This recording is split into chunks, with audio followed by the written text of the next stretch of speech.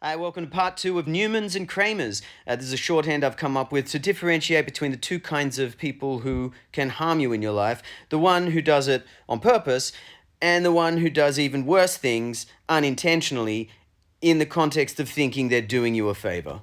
There's plenty of examples where I apply this to my everyday life, but I think the one that explains the analogy the best is the political one. It's right versus left. It's the hard-headed conservative versus the well-meaning centrist. It's Republican versus Democrat. In Australia, that's Liberal versus Labor. For international viewers, though, the Liberal Party with a capital L in Australia is the Conservative Party. Get your head around that. You know, it's kind of because we're Southern Hemisphere. You know how the toilets swirl the wrong way? Yeah, well, we do the same thing with the politics. That's not true. The toilets don't actually do that. It's a myth.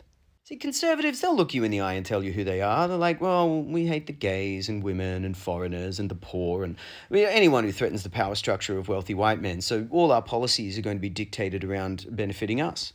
See, that's Newman behavior right there. He shows you who he is, and if you support it and then it comes back to bite you, well, that's kind of on you.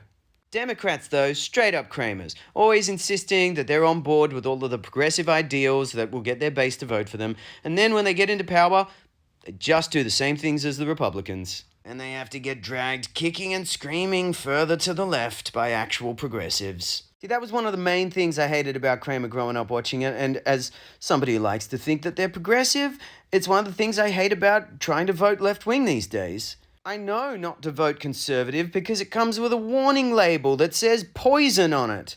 But the thing with the mainstream left-wing party is that they'll boast that they're on board with all of these progressive ideals, and then when they get into power, they basically do the same thing as the right wing.